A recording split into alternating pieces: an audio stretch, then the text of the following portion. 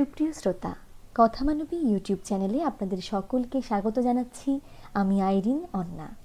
চলে এলাম আপনাদের অনুরোধের উপন্যাসের অডিও বুক নিয়ে। আমাদের এবারের নিবেদন আহমদ ছফার লেখা অত্যন্ত জনপ্রিয় উপন্যাস অর্ধেক নারী অর্ধেক ঈশ্বরী। উপন্যাসটি 1996 সালে সর্বপ্রথম প্রকাশিত হয়েছিল। আজ পড়ছি উপন্যাসটির প্রথম পর্ব।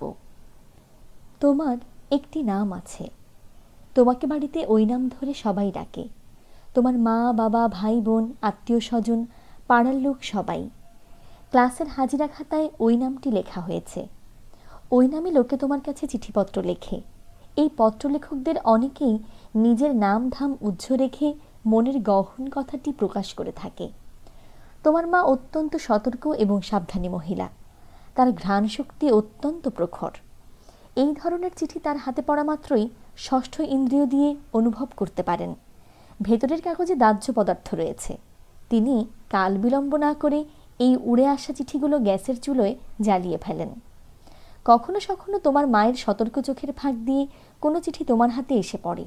তুমি অত্যন্ত মাতৃভক্ত মেয়ে, কোনো ব্যাপারে মায়ের অবাধ্য হওয়ার কথা তুমি স্বপ্নেও চিন্তা করতে পারো না। তারপরও ওই চিঠিগুলোর প্রতি তুমি মায়ের মতো নিষ্ঠুর হয়ে উঠতে পারো না, কারণ বুঝে ফেলেছ তোমার এখন চিঠি আসার বয়স। যেসব চিঠি তোমার হাতে পড়ে তোমার মা যাতে ঘুণাক্ষরেও টের না পান, অত্যন্ত সন্তর্পণে সেজন্য বাথরুমে গোসল করার সময় মর্ম উদ্ধার করতে চেষ্টা করো। অধিকাংশ আজে বাজে চিঠি, ফাত্রা কথায় ভর্তি। কারা এসব লেখে তাদের অনেককেই তুমি চেনো। যাওয়া আসার পথে অনেকের সঙ্গেই তোমার দেখা হয়। এই ধরনের কুপাঠ্য চিঠি পড়ার পর তোমার নিজের উপর রাগ বাড়তে থাকে এবং শরীর গুলিয়ে ওঠে। খুব ভালো করে সুগন্ধি সাবান দিয়ে ঘষে ঘষে গোসল করার পরও তোমার মধ্যে একটা অপবিত্র ভাব, একটা অস্বস্তিকর অনুভূতি কাজ করতে থাকে। একটা পীড়িত ভাব তোমাকে আচ্ছন্ন করে রাখে। মাঝে মাঝে এমন চিঠিও আসে, পড়ার পর পুকুরে ঢিল ছুড়লে যেমন লহরী খেলে, তেমনি তোমার মনেও তরঙ্গ ভাঙতে থাকে। এই পত্রলেখককে মনে হয় তুমি চেনো। কালো কালির অক্ষরে তার চোখের দৃষ্টি, মুখের ভাব দৃশ্যমান হয়ে ওঠে। তুমি নিজে খুব অসুখী বোধ করতে থাকো। সারাটি দিন একটা গাম্ভীর্যের আবরণে নিজেকে আবৃত করে রাখো। তোমার মা কড়া মহিলা হলেও তার মনে এক ধরনের আশঙ্কা দোলা দিয়ে যায়। তিনি মনে মনে প্রমাদ গুনতে থাকেন, কারণ তোমার মতিগতি তার কাছে বড় দুর্বোধ্য মনে হয়। তিনি তোমার ভবিষ্যৎ নিয়ে ভাবিত হয়ে পড়েন। এখন তোমার নামের কথায় আসি। এই নাম দিয়েই তোমাকে সবাই চেনে। যে অফিসটিতে তুমি পার্ট টাইম কাজ করো সেখানে ওই নামেই তোমাকে সবাই জানে। ওই নামেই তোমাকে নিয়োগপত্র দেওয়া হয়েছিল। ওই নামেই মাসের শেষে তোমার মাইনের বিল হয়, চেক কাটা হয়। সবার কাছে শুনতে শুনতে তোমার মনে এমন একটা প্রতীতি গাঢ়মূল হয়েছে যে তোমার নামটি তোমার সত্তার অবিভাজ্য অংশে পরিণত হয়েছে। কেরামুন কাতেবুন নামে যে দুজন ফেরেশতা তোমার কাঁধের উপর বসে অদৃশ্য কাগজে অদৃশ্য কালিতে তুমি সারাদিন ভালো করেছ কি মন্দ করেছ সমস্ত তোমার নামের পাশে টুকটুক করে লিখে নিচ্ছেন, ওই ফেরেশতা সাহেবরা তোমার নামের পাশে এমন একটা অদৃশ্য জাল পেতে রেখেছেন, তোমার ভালো মন্দ সেখানে মাকড়সার জালের মধ্যে মশা মাছির মতো টুকটুক আটকা পড়ে যাচ্ছে। কোনো সুন্দর যুবা পুরুষ দেখে তোমার মনে যদি একটি মিষ্টি চিন্তা ঢেউ দিয়ে জেগে ওঠে, মনের সেই একান্ত ভালো লাগাটুকুও ফেরেশতা সাহেবদের পেতে রাখা রাডারে ধরা পড়বেই পড়বে। তোমার যখন মৃত্যু হবে, সাদা কাফনে ঢেকে তোমার প্রাণহীন শরীর যখন মাটির গহীনে নামানো হবে, তখনও তুমি নামের জাল ছেড়ে পালিয়ে যেতে পারবে না। দুজন ভীষণ দর্শক ফেরেশতা তরুণ বজ্রের মতো ভয়ঙ্কর শব্দে তোমার নাম ধরে চিৎকার করে ডাক দেবেন। তোমাকে মৃত্যুর নিস্তব্ধতার ভেতর থেকে জেগে উঠতে হবে। একসময় পৃথিবীতে তুমি তোমার শরীর নিয়ে বেঁচেছিলে, রক্তের উষ্ণতা এবং হৃদয়ের জ্বর নিয়ে মানুষকে ভালোবাসার চেষ্টা করেছিলে। অপ্রাপ্য সুন্দর বস্তু দেখে তোমার মনে লোভ জন্মেছিল। ফেরেশতা দুজন জেরার পর জেরা করে সব তোমার কাছ থেকে টেনে বের করে ছাড়বেন, কিছুই গোপন রাখতে পারবে না। পৃথিবীতে তুমি চোখ দিয়ে দেখেছিলে, হাত দিয়ে স্পর্শ করেছিলে, ঠোঁট দিয়ে চুমু খেয়েছিলে। এক কথায় কেন বেঁচেছিলে, কিভাবে বেঁচেছিলে তার সমস্ত কৈফিয়ত তোমাকে দিতে হবে। ফেরেশতা সাহেবদের প্রত্যাশিত জবাবদিহি যদি তোমার মুখ থেকে বেরিয়ে না আসে, তাহলে কাঁটাওয়ালা গদার আঘাতেই থাক, তোমাকে আগাম ভয় পাইয়ে দিতে চাইনি। তারপর অনেক বছর, কত বছর আমি বলতে পারবো না, ঘুমিয়ে থাকার পর হাসরের দিন ইসরাফিল ফেরেশতার শিঙার হুঙ্কারে আবার তোমাকে জেগে উঠতেই হবে। আল্লাহ তাআলা যখনই ইচ্ছে করবেন অমনি কম্পিউটারের পর্দায় তোমার আমলনামা ভেসে উঠবে। আল্লাহ তাআলা মানুষের পাপ পুণ্যের সূক্ষ্ম বিচারক। তিনি তোমাকে জাহান্নামে ছুড়ে দেবেন কি বেহেশতে দাখিল করবেন সে তোমার এবং আল্লাহর ব্যাপার। তোমার নামের প্রশ্নটি তুললাম, তার একটা কারণও আছে। আমি ভেবে দেখেছি নামের চাইতে মাথা ঘামাবার উপযুক্ত বিষয়বস্তু দুনিয়াতে দ্বিতীয় কিছু নেই। আল্লাহ তাআলা তো প্রথম মানব আদমকে নাম শিক্ষাই দিয়েছিলেন। তার মানে নাম শিক্ষা দেওয়ার ছলে নামের শৃঙ্খলে তাকে বেঁধে ফেলেছিলেন। নামের বাঁধন ছেড়ে আদমের পালিয়ে যাওয়া সম্ভব হয়নি। আদমের বংশধরদেরও কারো নামের বন্ধন ছিন্ন করা সম্ভব হবে না। তোমার এই নামটির কথা চিন্তা করে দেখো। যখনই এই নামটি তোমার রাখা হয়েছিল তখন নামের সঙ্গে তোমার সম্পর্ক অনুভব করার বোধ জন্মায়নি। এখন দেখো ওই নামটি তোমাকে কত কিছুর সঙ্গে বেঁধে ফেলেছে। মা, বাবা, আত্মীয় স্বজন, পাড়াপড়শি, এমনকি গোপনে গোপনে যারা তোমাকে ভালোবাসে, সবার মনে ওই নামটি তোমার অস্তিত্বের প্রতীক হিসেবে স্থান বিবর্জিত সর্বনাম রূপে এমনভাবে গেঁথে আছে তুমি ইচ্ছে করলে মুছে ফেলতে পারবে না। বিশ্ববিদ্যালয়ের খাতায়, রেশন দোকানের তালিকায়, অফিসের হাজিরা বইতে, পানি, বিদ্যুৎ, গ্যাস বিলের মাসিক খতিয়ানে, পাসপোর্টের সিলমোহরের নিচে এমনভাবে তোমাকে অদৃশ্য রশিতে আটকে রেখেছে, পালিয়ে যাবে তাহার কোনো উপায় নেই। এমনকি মরে গিয়েও না। মৃত্যুর অপর পারে আল্লাহর বিক্রমশালী ফেরেশতারা নামের রশি দিয়ে তোমাকে গ্রেফতার করার জন্য প্রস্তুতি নিয়ে অপেক্ষা করছেন। স্বয়ং আল্লাহ তাআলার ঘরেও তোমার নামটি রেকর্ড হয়ে আছে। তোমার ওই অতি পরিচিত, অতি ব্যবহৃত নামের আমার প্রয়োজন হবে না। ওই নাম তোমার জন্য একটি কারাগার স্বরূপ। তোমাকে আমি দেখি মুক্ত এবং স্বাধীনতার প্রতীক হিসেবে, তাই ঠিক করেছি আমি একটা নতুন নাম দেব। তোমার মা বাবার দেয়া নাম তোমাকে চারপাশ থেকে আটকে ফেলেছে। সেই ঘেরাটোপ থেকে তোমার প্রকৃত সত্তা বের করে আনার জন্য একটা মানানসই নাম আমার চাই। অভিযাত্রীরা অচেনা ভূখণ্ডে পদার্পণ করা মাত্রই একটা নাম দিয়ে বসেন। লেখকরা একটা গল্প লিখলে নতুন নাম দেন। বিজ্ঞানীরা নতুন কিছু আবিষ্কার করলে তড়িঘড়ি একটা নাম দিয়ে ফেলেন। তাদের যুক্তি হলো, যে বস্তুর অস্তিত্ব দুনিয়াতে ছিল না আমরা তাকে নতুন সত্তায় সত্তাবান করেছি, সুতরাং নতুন একটি নাম দেব না কেন? অত গম্ভীর এবং প্যাঁচালো বিতর্কের মধ্যে আমি যাব না। সাদা কথায় আমি তোমার একটি নতুন নামকরণ করতে চাই। আমার মনে একটা দুঃসাহস ঘনিয়ে উঠেছে। আমি তোমাকে নতুন করে সৃষ্টি করব। আল্লাহ তাআলার ইচ্ছেতে তোমাকে জন্মাতে হয়েছে, তাই তুমি তার কাছে ঋণী। ওই রক্ত মাংসের শরীর তুমি মা বাবার কাছ থেকে পেয়েছ। মা বাবার কাছেও তোমার এমন কিছু ঋণ রয়েছে যা কোনোদিন অস্বীকার করতে পারবে না। পরিবারের মধ্যে তুমি বেড়ে উঠেছ, রাষ্ট্র তোমাকে নিরাপত্তা দিয়ে বাঁচিয়ে রেখেছে, এমনকি বাংলাভাষী মানুষজন তোমার জিভে বাংলা ভাষাটি তুলে দিয়েছে। সবাই তোমাকে দাবি করে। তোমার অস্তিত্বের মধ্যে সব কিছুর অস্তিত্ব সমুদ্রের পানির মধ্যে লবণের মতো মিশে আছে। আমার কথা বলি, কারো দাবি আমি অস্বীকার করি নে। আমি তোমাকে দুবেলার অন্ন সরবরাহ করিনি, মাস মাইনের টাকা দিইনি, ঘুমোবার বাসগৃহের ব্যবস্থা করিনি, চলাফেরার নিরাপত্তা নিশ্চিত করিনি, জ্ঞানবিদ্যার ঊর্ধ্বজগতে তুলে ধরিনি, পরকালে বিচার আচার করার জন্য উদ্যত মুষল হাতে দাঁড়িয়ে থাকিনি। তারপরও তোমার প্রতি আমার একটা ভিন্ন রকম দাবি, একটা অধিকারবোধ হালফিল জন্ম নিতে আরম্ভ করেছে।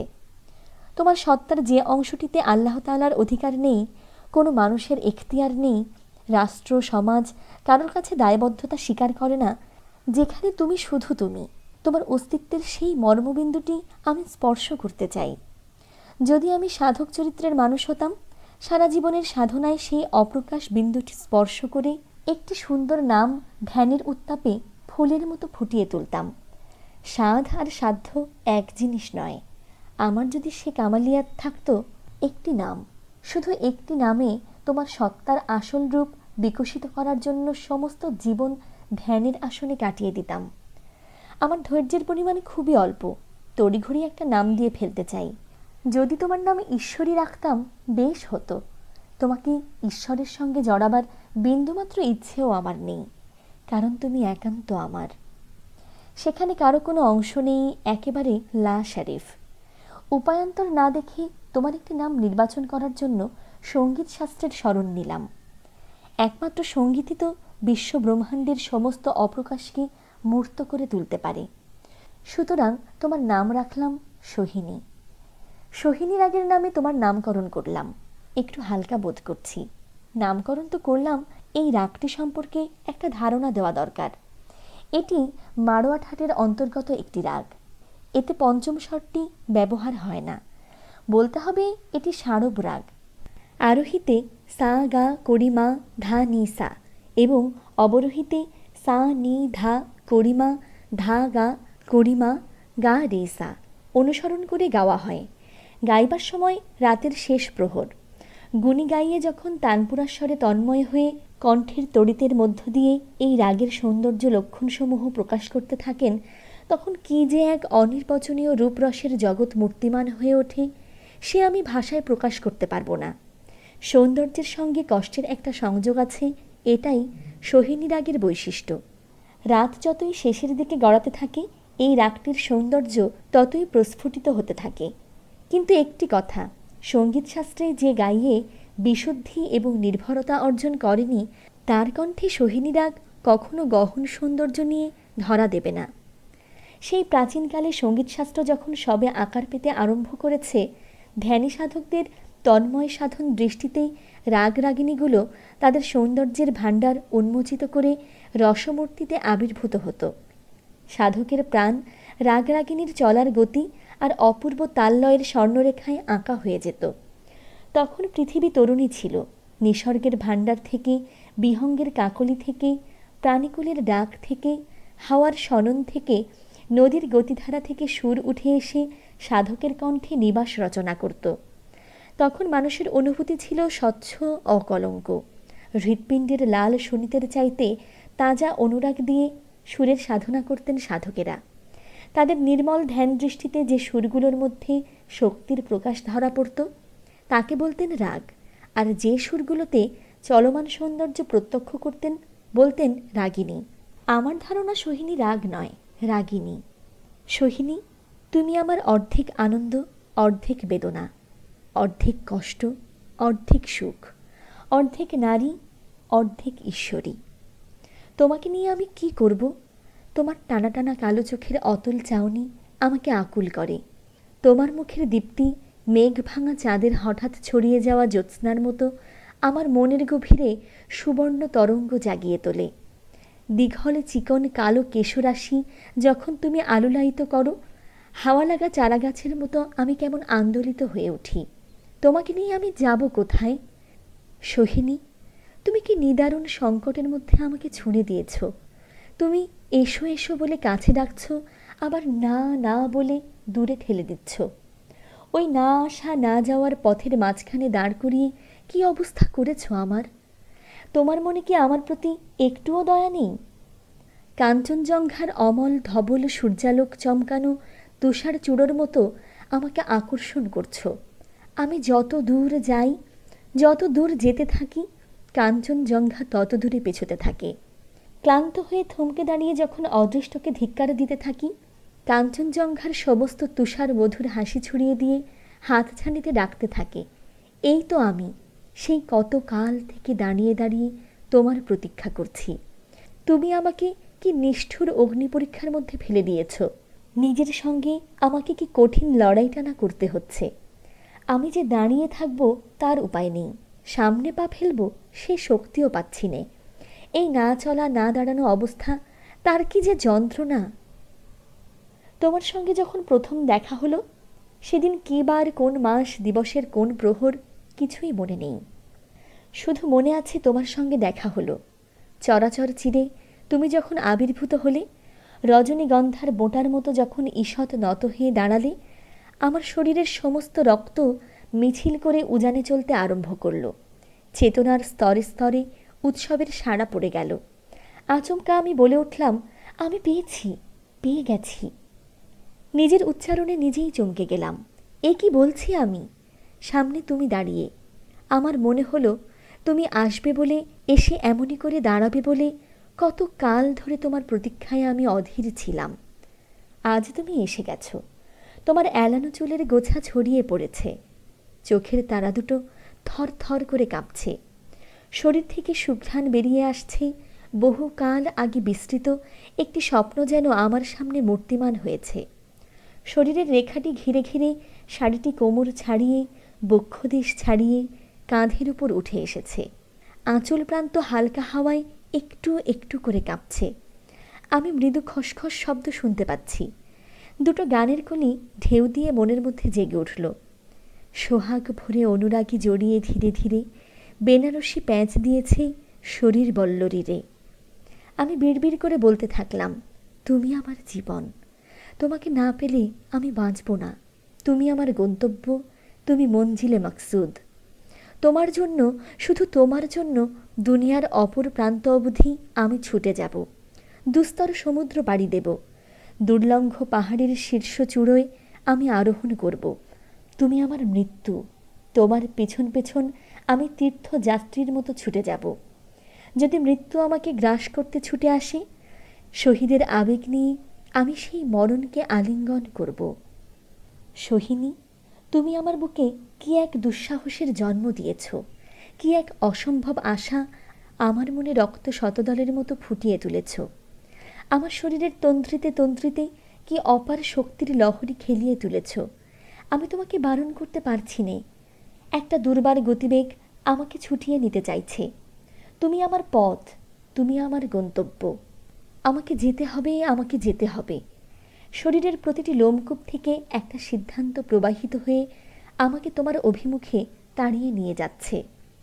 তোমার অভিমুখে যাওয়া ছাড়া আমার আর কোনো পথ খোলা নেই। যখন বুঝতে পারলাম, মনটা বিষাদে ছেয়ে গেল। মনে হলো জেনে শুনে একটা ফাঁস গলায় পড়লাম। এই ফাঁসি আমাকে টেনে নিয়ে যাবে। ধরে নিলাম আমার মৃত্যুদণ্ড লেখা হয়ে গেছে। কখন কার্যকর হবে শুধু ঘোষণাটা করা হয়নি। ভীষণ ভারী, ভীষণ কষ্টদায়ক ক্রুশের মতো মৃত্যুদণ্ডের আদেশ চেতনায় বয়ে নিয়ে তোমার দিকে পা বাড়াবো বলে যখন স্থির করলাম, বুকের ভিতর অনেকগুলো কণ্ঠের চাপা গুমরানো কান্নার শব্দ কান পেতে শুনলাম। আমার বুকের ভেতর কাঁদছে আমার অতীত। অতীতে যেসব নারী আমার জীবনে এসেছিল, এখন দেখছি তাদের কেউ বিদেয় হয়নি। বুকের ভেতর রাজ্যপট বিস্তার করে বসে আছে। তোমার দিকে পা বাড়াই কি সাধ্য? তারা কেউ অধিকার ছেড়ে দিতে রাজি নয়। তাদের এক একজন মনের এক একটা অঞ্চল এমনভাবে খামচে ধরে আছে, অধিকার থেকে উপড়ে ফেলি কেমন করে? আমি যখন বাতাসে কান পাতি, বুকের ভেতর থেকে খিলখিল হাসির ধ্বনি, প্রাণ নিংড়ানো কান্নার আওয়াজ, চাপা চাপা দীর্ঘশ্বাসের শব্দ ভেসে আসতে থাকে। এই সমস্ত রক্তমাংসের নারী আমার জীবনে এসেছিল। এখন তাদের কেউ নেই। নেই বলে কি একেবারে নেই? মাটির গভীরে দেবে যাওয়া বোমা যেমন সমস্ত তেজস্ক্রিয়তা সহ আত্মগোপন করে থাকে, নাড়াচাড়া লাগলেই বিস্ফোরিত হয়, তেমনি আমিও যতই অতীত থেকে নিজের অস্তিত্ব টেনে আনতে চাই, কেউ হেসে, কেউ কেঁদে, কেউ ধমক দিয়ে বলতে থাকে, না না, আমরা তোমাকে এক পাও নড়তে দেব না। অতীত অভিজ্ঞতার মৌমাছি চক্রে তোমাকে আটকে রাখব। অতীত এসে আগামীর পথ রোধ করে দাঁড়ায়। বুদ্ধত্ব অর্জনের পূর্ব মুহূর্তে এমন অভিজ্ঞতা হয়েছিল সাধক গৌতমের। ঝাঁকে ঝাঁকে মারকন্যা তার চারপাশে এসে নানা ভঙ্গিমায় নৃত্য করতে থাকে। কেউ গৌতমের কানে কানে ফিসফিসিয়ে বলে, আমি তোমাকে বিলাসের সমুদ্রে ভাসিয়ে নেব। কেউ বলে, আমি ভোগ সুখের অপরিমেয় আনন্দে ডুবিয়ে রাখব। কেউ বলে, স্বর্ণ সম্পদের ভাণ্ডার তোমার বিস্ফারিত দৃষ্টির সামনে মেলে ধরব। তুমি আমার হও, তুমি চোখ মেলে তাকাও। গৌতমের অন্তরে ঘন হয়ে, গাঢ় হয়ে নির্বাণের তৃষ্ণা জন্ম নিয়েছিল। নির্বাণের আকাঙ্ক্ষা তাকে বুদ্ধত্ব অর্জনের পথে ধাবিত করে নিয়েছিল। সোহিনী, প্রেমও তো এক ধরনের নির্বাণ। আমি নিতান্তই সামান্য মানুষ। গৌতমের উচ্চতায় নিজেকে স্থাপন করব এমন ধৃষ্টতা আমার মতো তুচ্ছাতিতুচ্ছ জীবের কেমন করে হবে? তারপরও আমি সাহস করে বলবো, তোমার চেতনায় প্রেমের কুড়ি ফুটি ফুটি করছে। এই প্রেমের শক্তিতেই এমন শক্তিমান হয়ে উঠেছি, মাঝে মাঝে নিজেকে তরুণ দেবতার মতো মনে হয়। আমার অতীতের দিকে আমি সাহস করে তাকাতে পারি, তার অক্টোপাস বন্ধন ছিন্ন করে নিজেকে অনন্তের অভিমুখে ছুটিয়ে নিতে পারি।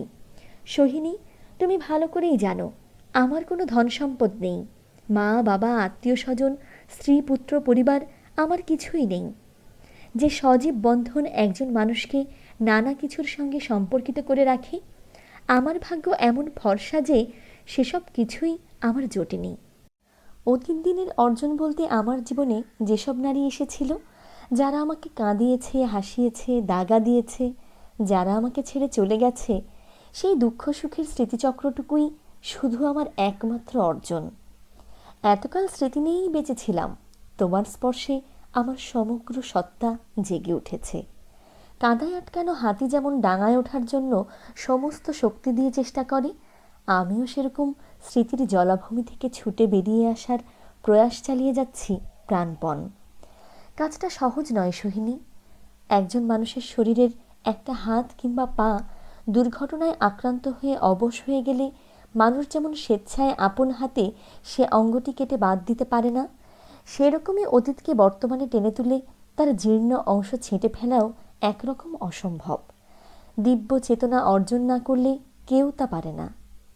আমি মনে করছি আমার হৃদয়ে প্রেম জন্ম নিয়েছে। অমৃতলোকের হাওয়া আমার মনে তরঙ্গ জাগিয়ে তুলছে। তীব্রভাবে অনুভব করছি আমি অমৃতলোকের যাত্রী। আমার যাত্রাপথ যদি অবারিত করতে চাই, আমার জীবনে যেসব নারী এসেছিল, চলে গিয়েছে, স্মৃতির গভীরে খনন করে তাদের লাশগুলো আমাকে বের করে আনতে হবে। স্মৃতিকে যদি অতীতমুক্ত না করি, বর্তমানকে ধারণ করব কোথায়? সোহিনী, আমি জানি আমার অনেক অশ্রু ঝরবে, বুকের ভেতর তপ্ত শোণিতের ধারা বইবে, কিন্তু উপায় কি? এই এতগুলো নারীর স্মৃতিভার বুকে নিয়ে আমি তোমার দিকে অগ্রসর হব কেমন করে? আমি যদি নির্ভরতা অর্জন না করি, সামনে চলব কেমন করে? তাই স্মৃতির ভাঁড়ার উন্মোচন করে এইসব নারীকে অস্তিত্বহীন করে ফেলতে চাই। তারা ভালো ছিল কি মন্দ ছিল সেই বিচারে আমার কাজ নেই। সবচেয়ে বড় কথা, তারা আমার জীবনে এসেছিল। এক একজন এক এক ধরনের বন্ধনে আমার চেতনালোক আচ্ছন্ন করে রেখেছে। এখন আমি সেই বন্ধনের গিঁটগুলো খুলে ফেলতে উদ্যত হয়েছি। মনে হয় হাতুড়ি দিয়ে পাঁজরে আঘাত হানছি।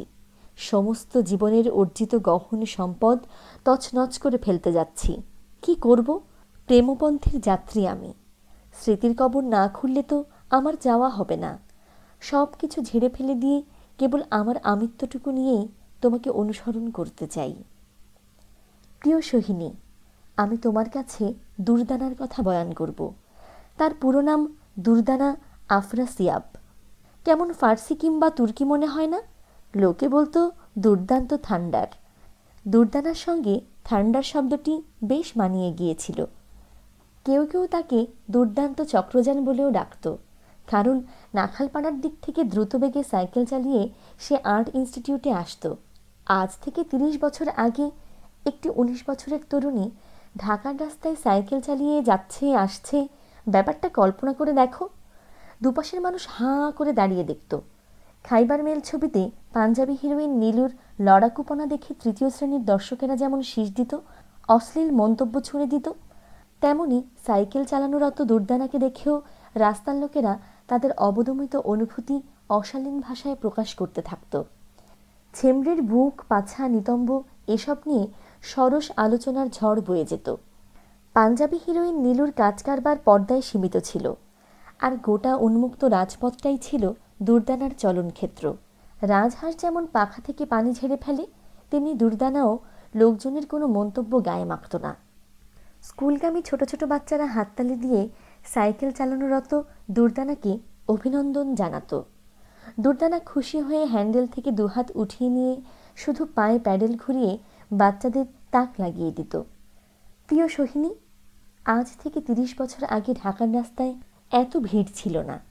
অনায়াসে দুর্দানা স্কুলের বাচ্চাদের সাইকেলের খেলা দেখাতে পারত। এই দুর্দানার কথা আমি প্রথম শুনেছিলাম কলকাতায়, স্মৃতিকণা চৌধুরীর কাছে ১৯৭১ সালে। তখন তো মুক্তিযুদ্ধ চলছিল। আমরা কলকাতায় পালিয়েছিলাম। তখন স্মৃতিকণা চৌধুরীর সঙ্গে আমার পরিচয়। উপলক্ষ বাংলা সাহিত্য। স্মৃতিকণা আমার কাছে দুর্দানার কথা জানতে চেয়েছিল।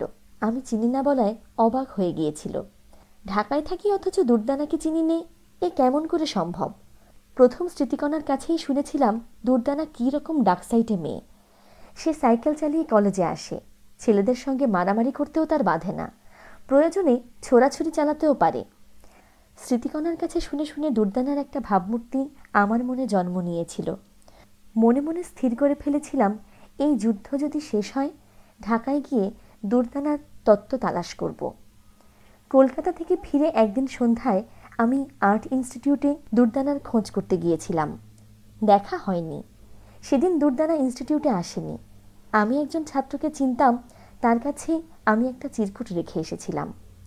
কলকাতার স্মৃতিকণার কথা উল্লেখ করে তার সঙ্গে সাক্ষাৎ করতে চাই, এ কথা লিখেই চলে গিয়েছিলাম। তার পরের দিনের কথা বলি। শরীফ মিয়ার ক্যান্টিনে দুপুরবেলা খেতে গিয়েছি। ক্যান্টিনে বিশেষ ভিড় ছিল না। হুমায়ুন একটা টেবিলের সামনে ঝুঁকে পড়ে ডায়েরি থেকে কবিতা কপি করছে। আমি তার পাশে গিয়ে বসতেই সে ডায়েরি থেকে মুখ না তুলেই বলল, জাহিদ ভাই, চিৎকার করবেন না, চুপচাপ খেয়ে চলে যাবেন। আমার কবিতার মাত্রা গড়বড় হয়ে যাচ্ছে, মেলাতে পারছি না। আপনি চিল্লাতে থাকলে লেখার কাজ খতম। আমি হুমায়ুনের টেবিল থেকে উঠে এসে আরেকটা টেবিলে বসেছিলাম। তখনই চক্কর বক্কর শার্ট পরা ভদ্রমহিলাকে আমার নজরে পড়ে। ভদ্রমহিলার শার্টটা প্যান্টের ভেতর ঢোকানো, ছেলেদের মতো করে মাথার চুল ছাটা, গলায় মেশিন গানের গুলির খোসা দিয়ে তৈরি একখানা হার। দূর থেকে দেখলে মনে হবে ভদ্রমহিলা গলায় একটা ছোটোখাটো খড়গ ঝুলিয়ে রেখেছেন। এই হারটা না থাকলে তাকে আমি ছেলেই মনে করতাম। তাকে ওই বেশভূষায় দেখে আমার চোখে একটা ধাক্কা লাগলো। মনে মনে চটে উঠলাম। ভদ্রমহিলা সহজে দৃষ্টি আকর্ষণ করার জন্য গলায় আস্ত মুক্তিযুদ্ধ ঝুলিয়ে রেখেছেন। তাকে ঘিরে বসে রয়েছে 4 জন যুবক। এই অভিনব ফ্যাশনের স্তাবকও জুটে গেছে। যুদ্ধের রকমারি সব উপসর্গ তাতে তরুণ তরুণীদের মধ্যে নানাভাবে প্রকাশ পেতে শুরু করেছে। তবে আজ যে জিনিস দেখলাম তখন রীতিমতো ভ্যাবাচাকা খাওয়ার জোগাড়। একটা নীরব প্রতিবাদ আমার ভেতর জন্ম নিচ্ছিল। আমি কাউকে কিছু না বলে শরীফ মিয়াকে খাওয়ার বিল মিটিয়ে দিয়ে মাঠে এসে বসলাম। মনে মনে বললাম, বেশ করেছি, মহিলাকে বুঝিয়ে দিতে পেরেছি যত উগ্রভাবে তিনি মানুষের দৃষ্টি আকর্ষণ করতে চেষ্টা করেন, মানুষও তত বিরক্ত হয়ে তাকে পরিহার করতে পারে। আমি তখন বিশ্ববিদ্যালয়ের ইন্টারন্যাশনাল হোস্টেলে থাকতাম। সেদিন রাতে যখন ফিরলাম, বুড়ো দারোয়ান হাফিজ জানালো, স্যার, আপনার লগে দেখা করণের লাইগা দরদান সাব বইলা একজন আইছিল। আমি কইছি কালকা সকালে 8টা-9টার সময় আইলে স্যারের সঙ্গে দেখা হইব। হাফিজের বাড়ি ঢাকায়। ঢাকাইয়া ভাষা টান টোন আর মোচড় সহ উচ্চারণ করে সে একটা নির্মল আনন্দ পেয়ে থাকে। চিকন চাকন মানুষটা ভাঙা ভাঙা গলায় যখন ঢাকাইয়া বুলি ঝেড়ে দেয়, তখন হাফিজের মধ্যে একটা ব্যক্তিত্ব ফুটে ওঠে। যা হোক, আমি দুর্দান বলে কোনো লোককে চিনি না। তারপরের দিন সকালবেলা ডাইনিং হলে নাস্তা করছি। এই সময় হাফিজ এসে বলল, স্যার, কাউলকার সেই সাব আইসে। আমার চা খাওয়া শেষ হয়ে এসেছিল। আমি বললাম, হাফিজ, একটু অপেক্ষা করতে বলো, আমি আসছি। নাস্তার বিল মিটিয়ে হলগেটে এসে দেখি গতকাল শরীফ মিয়ার ক্যান্টিনে যাকে দেখেছিলাম সেই মহিলা। শুধু গলায় বুলেটের হারটি নেই। হাফিজ চোখে ঝাপসা দেখে। আমি বললাম, হাফিজ, তুমি চোখে ভালো দেখতে পাও না, ইনি ছেলে নন, মেয়ে। হাফিজ ভালো করে চোখ ঘষে ভদ্রমহিলার দিকে তাকায়, তারপর বলল, হায় হায় সাব, আমারে তো মুশকিলে ফালাইয়া দিলেন। ভিতরে তো মাইয়া মানুষের চাউনের অর্ডার নাই। ইন্টারন্যাশনাল হোস্টেলে কী কারণে মেয়েদের প্রবেশ নিষিদ্ধ, কাহিনীটা আমি শুনেছি।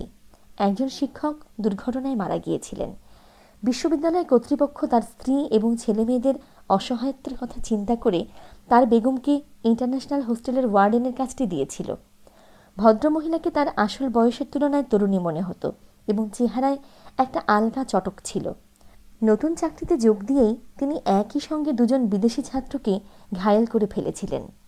একজন মালয়েশিয়ান, আরেকজন প্যালেস্টাইনের। তার চমৎকার ক্রীড়াটি অনেক দিন পর্যন্ত সুন্দরভাবে চালিয়ে আসছিলেন, কিন্তু একদিন গোল বাঁধল। প্যালেস্টাইনের ছাত্রটি এক বিকালবেলা অফিসের ভেজানো দরজা ঠেলে ভেতরে ঢুকে দেখে মালয়েশিয়ান ছাত্রটি ওয়ার্ডেনকে চুমু খাচ্ছে। এই দৃশ্য দর্শন করার পর তার রক্ত চড়চড় করে উজানে বইতে আরম্ভ করল। সে রুমে গিয়ে ছুরি নিয়ে এসে মালয়েশিয়ানটির উপর চড়াও হলো। আঘাতের লক্ষ্য ছিল বুক, কিন্তু মালয়েশিয়ানটি সরে যাওয়ায় লেগেছিল কাঁধে। তারপর থেকে হোস্টেলে কোনো মহিলা আসা নিষেধ। গল্পটি আমরা জানতাম। হোস্টেল তৈরি হওয়ার পর থেকে যত মজার ঘটনা ঘটেছে তার কোনো লিখিত ইতিহাস না থাকলেও 3 মাস বসবাস করলে সেসব না জানার উপায় থাকে না। বহুকাল আগের একটা নিয়ম আমার বেলায় এমনভাবে কার্যকর হতে দেখে আমি প্রথমত অপ্রস্তুত বোধ করলাম, দ্বিতীয়ত চটে গেলাম। অপ্রস্তুত বোধ করলাম এ কারণে যে একজন ভদ্রমহিলার কাছে আমার মান ইজ্জত খোয়া যাচ্ছে, তাকে আমি ঘরে নিয়ে যেতে পারছি না। আরও চটলাম এই কারণে, এই বুড়ো মূর্খ দারোয়ান একটা বিষয় হিসেবের মধ্যে আনছে না। আমি সদ্য যুদ্ধ ফেরত একজন মুক্তিযোদ্ধা। সব জায়গায় মুক্তিযোদ্ধাদের সুযোগ সুবিধা আলাদা। আইনে যা থাকুক, আমি একজন ভদ্রমহিলাকে আমার ঘরে নিয়ে যেতে পারবো না, তা কেমন করে হয়? কোনো রকম অপ্রিয় বিতণ্ডা যাতে সৃষ্টি না হয় সেজন্য দারোয়ানকে বললাম, ঠিক আছে হাফিজ, ভদ্রমহিলা অনেক দূর থেকে এসেছেন, একবার ভিতরে ঢুকতে দাও। তবু তার গো ভাঙল না। না সাব, কানুন ভাঙা যাইব না। ওয়ার্ডেন সাব আইলেও আওরত নিয়া ভেতরে যাইবার পারবো না। ভাইস চ্যান্সেলর সাব ভিনা। আমি দেখলাম ওই ঠেঁটা লোকটার সঙ্গে তর্ক করে লাভ নেই। আমি বললাম, আমি গেস্ট নিয়ে ভেতরে গেলাম। সে বলল, না সাব, সেইটা অভি ওইবার পারবো না। ভদ্রমহিলা যাতে ভেতরে ঢুকতে না পারেন সেজন্য গেটে ঢোকার পথে দুহাত বাড়িয়ে শক্ত হয়ে দাঁড়িয়ে রইল। আমি ভীষণ ক্ষেপে উঠছিলাম, কিন্তু কি করব সেটা ঠিক করতে পারছিলাম না। এতক্ষণ ভদ্রমহিলা একটি কথাও বলেননি, দাঁড়িয়ে আমাদের বিতর্ক শুনছিলেন। এইবার তিনি হঠাৎ প্যান্টের পকেটে হাত দিয়ে একখানা ছুরি বের করে স্প্রিংয়ে চাপ দিলেন। সাই করে 5.5 ইঞ্চি ফলা বেরিয়ে ঝকঝক করতে লাগলো। দারোয়ানকে বললেন, এই বুড়া মিয়া, দেখছো এটা কি? সরে দাঁড়াও, নইলে বুকের মধ্যে বসিয়ে দেব। দারোয়ানের মুখ থেকে ও বাবা রে শব্দটা বেরিয়েই পড়ল এবং তার শরীর ভয়ে শিউরে উঠল। হাফিজ মিয়া শক্ত ধাঁচের মানুষ, একটা মেয়ে মানুষ ছুরি দেখিয়ে ভেতরে ঢুকবে তা কেমন করে হয়? তাহলে দারোয়ান হিসেবে তার মান সম্মানের কিছুই থাকে না। অল্পক্ষণের মধ্যে সামনে এগিয়ে গিয়ে দ্বিগুণ দৃঢ়তার সঙ্গে বলল, আপনি ছুরি মারবার চান, মারেন। মেমসাব, আমি আপনারে ভেতরে যাইবার দিব না। এই কথা শোনার পর দুর্দানা ছুরি বন্ধ করে প্যান্টের পকেটে ঢুকিয়ে রাখল। তারপর দারোয়ানের একটা হাত ধরে এমনভাবে টান দিল, বেচারি একপাশে ছিটকে পড়ে গেল। মহিলা সেদিকে একবারও না তাকিয়ে বললেন, জাহিদ সাহেব, চলুন আপনার ঘরটা দেখে যাই। আমি মহিলার শরীরের জোর দেখে হতবাক হয়ে গিয়েছিলাম। স্মৃতিকণা তাহলে ওর সম্পর্কে একটা কথাও বাড়িয়ে বলেনি। হাতে নাতে প্রমাণ পেয়ে গেলাম। দারোয়ানের নিষেধ ঠেলে ভদ্রমহিলা তো আমার ঘরে এলেন। যা হোক, এই ঘটনার জের অনেক দূর গড়িয়েছিল। দারোয়ান রেগে মেগে ওয়ার্ডেনের কাছে নালিশ করেছিল, আইন লঙ্ঘন করা হয়েছে। তাতে কিছু আসে যায় না। একটা আওরত শরীরের শক্তি খাটিয়ে তাকে এমন নাজেহাল করতে পারে, সেই জিনিসটি হজম করতে তার ভীষণ কষ্ট হচ্ছিল। চাকরি ছেড়ে দেবে এমন ঘোষণাও সে দিয়েছিল। সেই দিনই বিকেলবেলা ওয়ার্ডেন আমার কাছে নোটিশ পাঠিয়ে জানালেন আমাকে পত্রপাঠ তার সঙ্গে দেখা করতে হবে। আমাদের হোস্টেলের ওয়ার্ডেন দেখতে অত্যন্ত সুপুরুষ ছিলেন, কিন্তু ভেতরটা ছিল একেবারে ফাঁকা। বিশ্ববিদ্যালয় শব্দটি বাংলায় লিখতে তাকে 3 বার ডিকশনারি দেখতে হতো। মাতৃভাষায় যার এমন অগাধ জ্ঞান, বিদেশি ছাত্রদের কাছে ইংরেজিতে চিঠিপত্র লিখে কি করে প্রশাসন চালাতেন এবং চাকরি টিকিয়ে রাখতেন সে কথা তিনি এবং তার আল্লাহ বলতে পারবেন। আমি বিকেল 5টায় ওয়ার্ডেনের অফিসে গেলাম। তিনি আমাকে দেখা মাত্রই ক্ষেপে উঠলেন, জাহিদ সাহেব, আপনি হোস্টেলে এসব কি শুরু করেছেন? আমি বললাম, কি শুরু করেছি আপনিই বলুন। তিনি বললেন, এই হোস্টেলের রেসিডেন্ট হিসেবে আপনারই জানা উচিত এখানে কোনো মহিলার প্রবেশ সম্পূর্ণ নিষেধ। অথচ হোস্টেলের আইন ভেঙে একজন মহিলাকে আপনার রুমে নিয়ে গিয়েছেন। দারোয়ান বাধা দিলে তাকে ছুরি দেখিয়ে ভয় দেখানো হয়েছে। আপনি তো আর ফার্স্ট ইয়ারের ছাত্র নন, হোস্টেলের বোর্ডার হিসেবে নিয়মকানুন আপনার জানা থাকা উচিত। আমি বললাম, আপনি ঠিক কথাই বলেছেন, আমি ফার্স্ট ইয়ারের ছাত্র নই। এখন একটা বিষয় আপনার কাছে জানতে চাইব। ফার্স্ট ইয়ারের ছাত্রদের কাছে মহিলাদের আসা যাওয়ায় কোনো বাধা নেই। আমার ছাত্রজীবন শেষ হয়েছে অনেক আগে। আমার রুমে যদি একজন মহিলা আসে তাতে বাধা দেওয়া হয়, তার কারণ কি?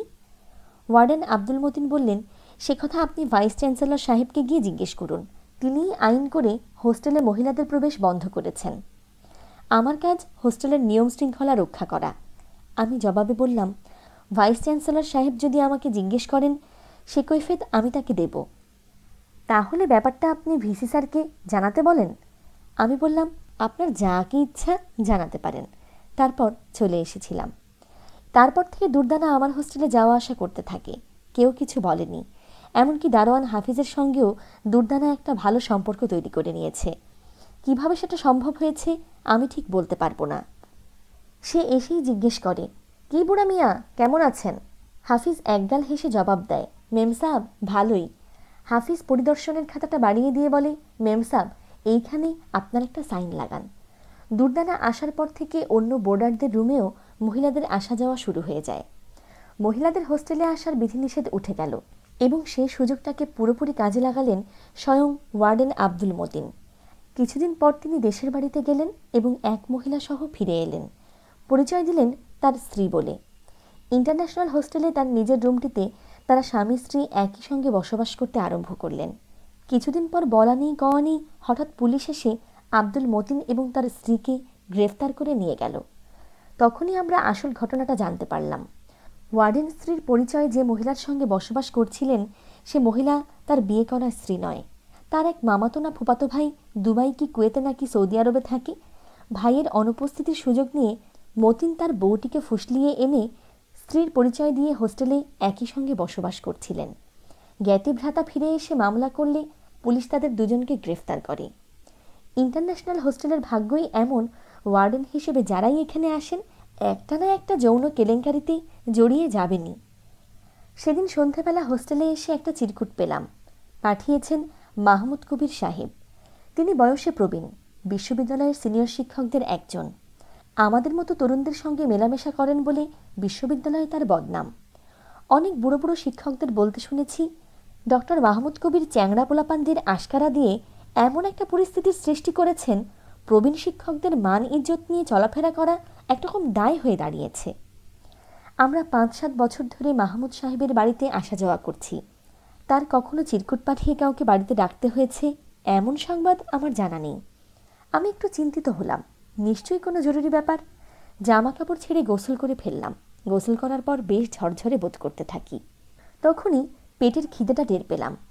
ডক্টর মাহমুদ সাহেবের বাড়িতে যাওয়ার আগে কিছু খেয়ে নেওয়া প্রয়োজন। ক্যান্টিনে গিয়ে দেখলাম চা ছাড়া খাওয়ার মতো কিছু নেই। অগত্যা শরীফ মিয়ার ক্যান্টিনে যেতে হলো। একটা একটা করে 4টে সিঙাড়া খেয়ে ফেললাম। চায়ে চুমুক দিয়েছি, এমন সময় দেখতে পেলাম হুমায়ুন কোণার দিকে টেবিলটাতে বসে ঘুষুর ঘুষুর করে মজিদ মামার সঙ্গে কথা বলছে। মজিদ মামা বিশ্ববিদ্যালয়ের ছাত্র নন, কখনো ছাত্র ছিলেন কিনা তাও আমার জানা নেই। সবসময় একখানা সাইকেল নিয়ে ঘোরাফেরা করেন। পাজামার সঙ্গে 3 দিকে পকেটওয়ালা হাঁটু পর্যন্ত বিস্তৃত একটা নকশা আঁকা শার্ট পরেন। সবসময় ওই পোশাকেই তাকে দেখে আসছি। তিনি শার্টের গভীর পকেট থেকে পানের ছোট ছোট বানানো খিলি বের করে মুখের ভেতরে পুরে নেন। তার পান খাওয়ার একটা বিশেষ ভঙ্গি আছে। ঠোঁট ফাঁক না করেই তিনি পানটা চিবিয়ে কিভাবে হজম করে ফেলেন সেটা আমার কাছে একটা বিস্ময়ের ব্যাপার। অতিরিক্ত পান খাওয়ার জন্য তার বড় বড় দাঁতগুলো গ্যাটগেটে লাল দেখাতো। প্রথম যেদিন মজিদ মামার সঙ্গে হুমায়ুন পরিচয় করিয়ে দিয়েছিলেন তার লাল লাল দাঁতগুলোই আমার দৃষ্টি আকর্ষণ করেছিল। আমি ভীষণ রকম অস্বস্তি বোধ করেছিলাম। মজিদ মামা কোথায় থাকেন, কী করেন এবং হুমায়ুনের কী ধরনের মামা এসব কিছুই জানতাম না। হুমায়ুন মামা ডাকত, আমরাও মামা ডাকতাম। দিনে দিনে মজিদ আমাদের অনেকেরই কমন মামা হিসেবে পরিচিত হয়ে উঠছিলেন। আমি বিল পরিশোধ করে বাইরে এসে দেখি আমার পেছন পেছন হুমায়ুন এবং মজিদ মামাও বাইরে চলে এসেছেন। হুমায়ুন আমাকে জিজ্ঞেস করল, জাহিদ ভাই কোথায় যাচ্ছেন? আমি বললাম, যাচ্ছি এক জায়গায়। একটু বসবেন? আমি বললাম, না, আমার কাজ আছে। আমি দেখলাম হুমায়ুন মজিদ মামার সাইকেলের পেছনে বসে শাহবাগের দিকে কোথায় চলে গেল। নীলক্ষেতের অপরূপ সন্ধে চারদিকে ছড়িয়ে পড়েছে। এই কেশবতী সন্ধে আমাকে এমনভাবে জড়িয়ে ধরল, মনে হচ্ছিল আমি শান্তি সরোবরের ওপর দিয়ে হাঁটাচলা করছি। কলা ভবনের চারপাশ অনেকক্ষণ ধরে ঘুরে বেড়ালাম।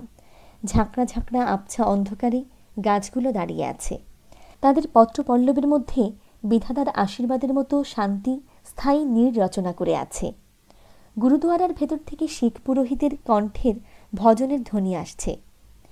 প্রার্থনার ভাষা এত সুন্দর, আপনা থেকেই আমার চোখ দুটো ছলছল করে উঠল। আমি গুরুদুয়ারার পেছনে শিশু গাছটির গোড়ায় বসে পড়লাম এবং অনেকক্ষণ ধরে ভজন শুনলাম। ভজন থেমে যাওয়ার পরও সেই স্তব্ধতার মধ্যে চুপ করে বসে রইলাম। আমার মনে হচ্ছিল অতল স্তব্ধতার ভেতর থেকে জাগ্রত প্রার্থনার ভাষা ছাড়া জীবনের জন্য অন্য কোনো সত্য বস্তু নেই। একসময় আমাকে উঠতে হলো। ডক্টর মাহমুদ কবিরের বাড়ির দরজার বেল টিপলাম। তারা সবসময় মুখ হাঁ করে থাকা কাজের লোকটা বাঁ দিকে দরজাটা খুলে দিল। সামনের দরজাটা বরাবরের মতো আজও তালা আটকানো। পাকিস্তান সেনাবাহিনীর 25শে মার্চের ক্র্যাকডাউনের পর থেকেই সামনের দরজায় তালা আটকানোর রেওয়াজ চালু হয়েছে। সামনের দরজার তালা আটকানো মানে কেউ বাড়িতে নেই। এখন বাড়িতে সবাই থাকলেও সামনের দরজার তালা বিদেয় নেয়নি। তার মানে বাড়ির মানুষদের মানসিক ভীতি এবং অনিশ্চয়তার অবসান হয়নি। আমি ভেতরে ঢুকে দেখলাম ডক্টর মাহমুদের বাড়িতে অনেক মানুষ। তিনি আজ বিকেলবেলা দাড়ি কাটেননি। তার ফর্সা মুখমণ্ডলে রসুনের শেকড়ের মতো অজস্র দাড়ি অঙ্কুর মেলেছে। তিনি গড়গড়া টানছিলেন। সবাই মিলে কী নিয়ে আলোচনা করছিলেন বুঝতে পারলাম না। আমাকে দেখা মাত্রই ডক্টর মাহমুদ কবির উত্তেজনায় একরকম উঠে দাঁড়ালেন। গড়গড়ার নলটা হাত থেকে নিচে পড়ে গেল। কোনো রকম ভূমিকা না করেই তিনি বললেন, তোমার সাহস তো কম নয় হে ছোকরা। তিনি কোথায় কেমন করে আমার সাহসের পরিচয় পেলেন বুঝতে পারলাম না। আমি জিজ্ঞেস করলাম, স্যার আমার অপরাধ কি? আমি দাঁড়িয়ে রইলাম, কারণ বসবার জায়গাগুলো অন্য সবাই আগে থেকেই দখল করে আছেন। কেউ আমাকে বসবার জায়গা করে দিলেন না। তিনি গড়গড়ার নলটা কুড়িয়ে নিয়ে টান দিয়ে দেখেন তামাক পুড়ে শেষ। কড়া স্বরে আকবর বলে ডাক দিলেন। সেই মুখ হাঁ করা মানুষটা সামনে এসে দাঁড়ালে কলকিটা বাড়িয়ে দিয়ে বললেন, তামাক লাগাও।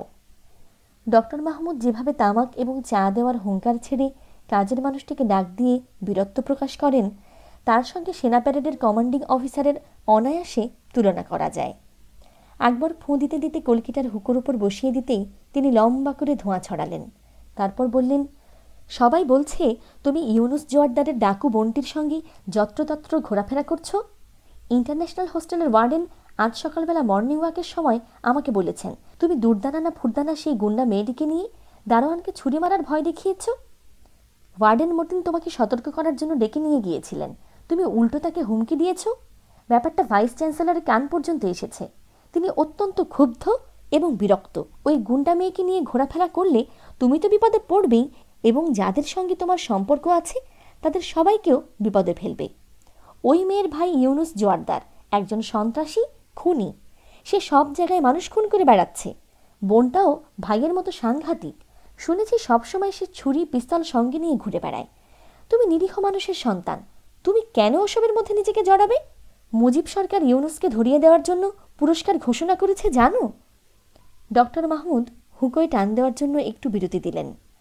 ওই ফাঁকে মৌলানা হান্নান কথা বলতে আরম্ভ করল। বলা বাহুল্য, সে পাজামা পাঞ্জাবির বদলে হাফ হাতা সাদা হাওয়াই শার্ট এবং প্যান্ট পরে এসেছে।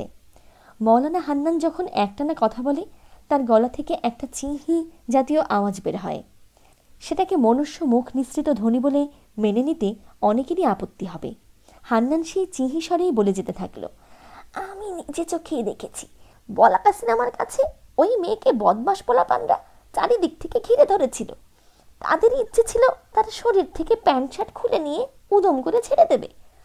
মেয়েটি পকেট থেকে পিস্তল বের করে উপর দিকে গুলি ছুঁড়েছিল। ভয় পেয়ে সবাই সরে দাঁড়ালে এক ফাঁকে মেয়েটি বেবি ট্যাক্সিতে চড়ে পালিয়ে যেতে পেরেছিল, কিন্তু তার জামা কাপড় সব ফালা ফালা করে ছিঁড়ে ফেলেছিল। দুর্দানার ভয়ঙ্করী মূর্তির একমাত্র চাক্ষুষ সাক্ষী মৌলানা হান্নান। সে যখন বলাকা সিনেমার ঘটনাটা বয়ান করছিল তার চোখের মণি দুটো কোটর থেকে একরকম বেরিয়েই আসছিল। দেখা গেল উপস্থিত ভদ্রলোকের প্রায় সবারই দুর্দানা সম্পর্কে বলার মতো এক একটা গল্প জমা হয়ে আছে। ইংরেজি বিভাগের কামরুল চৌধুরী বললেন, তিনি শুনেছেন ওই মেয়েটি ছেলেদের কাঁধে হাত দিয়ে পথে ঘাটে ঘুরে বেড়ায়, গুন্ডা বদমাশের মতো শীষ দেয়। একটা মেয়ে ওইভাবে এমন বেপরোয়াভাবে যদি ঘুরে বেড়ায়, বিশ্ববিদ্যালয়ের নিয়ম শৃঙ্খলা বলে কিছু থাকবে না। নৈতিকতার প্রশ্নটিও তিনি টেনে আনলেন। আরেকজন বললেন, এই মেয়েটা একসময় সর্বনাশ ডেকে আনবে। তার কাছে অকাট্য প্রমাণ রয়েছে, মেয়েটি সন্ত্রাসীদের চর। তার মাধ্যমেই ভূতলবাসী সন্ত্রাসীরা একে অন্যের কাছে খবর বার্তা পাঠিয়ে থাকে। তাদের অস্ত্রশস্ত্র গোলাবারুদ লুকিয়ে রাখার দায়িত্বও দেওয়া হয়েছে তার উপর। সুপ্রিয় শ্রোতা বন্ধুরা, এই ছিল আজকের পর্বটি। পরবর্তী পর্বটি পেতে কথা মানবী ইউটিউব চ্যানেলটি সাবস্ক্রাইব করে পাশে থাকা বেল আইকনটি অন করে নিন। আর আমাদের কাজগুলো ভালো লেগে থাকলে লাইক, কমেন্ট, শেয়ার করে বন্ধুদের মাঝে ছড়িয়ে দেবার অনুরোধ রাখছি। সকলে খুব ভালো থাকুন, সুস্থ থাকুন, আনন্দে থাকুন। নিজের জন্যে বাঁচুন, নিজের আপন মানুষদের জন্যে বাঁচুন। অনেক অনেক শুভকামনা জানিয়ে আজকের মতো এখানেই শেষ করছি।